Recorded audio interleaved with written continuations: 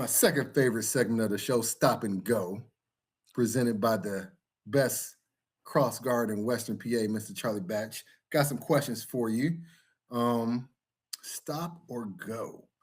Brendan Sorsby is set to join the supplemental draft. Now, Brendan Sorsby has to enter the supplemental draft because he got into a little bit of trouble gambling using an app that I think we all saw was going to be a potential problem for these kids when they come with all this money, all this NIL money, and the easy access to gambling that has come with sports gambling being legalized.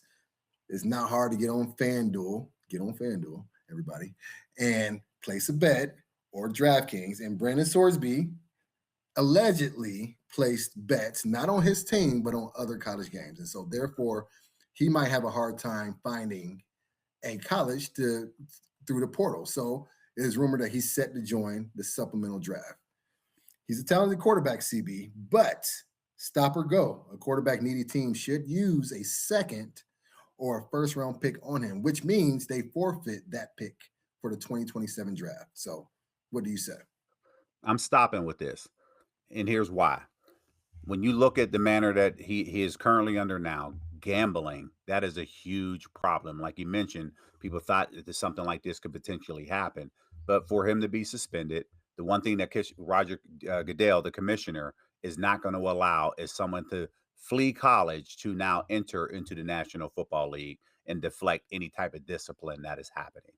I spoke about this in 2010, whenever 2010, 2011, when my cousin Terrell Pryor was going through the issues that he was going through at Ohio State for getting his suspended for tattoos. And at that time, I challenged that as well because he received a 5 to 6 game suspension for he wasn't even in the league at that particular point.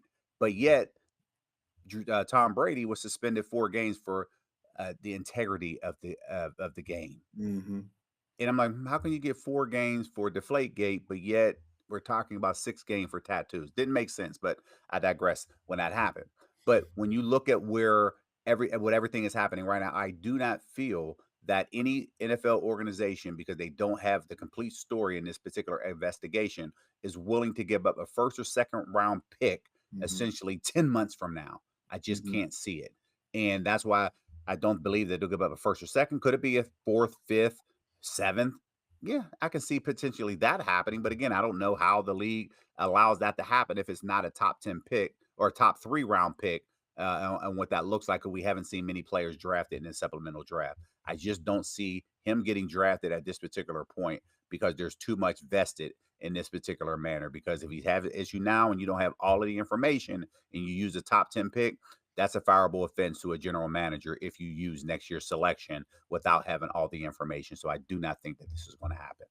Moving on. Stop or go, CB. The NFLPA rookie premiere is this week. Young players today are better prepared business-wise than older players. I'm a stop there. Okay. And I'm stopping because I think they're equal, if not favor the veteran guys a little bit more. Young players, yes, you can build relationships, you can do a lot of those things, but again, you don't know how long you're going to play.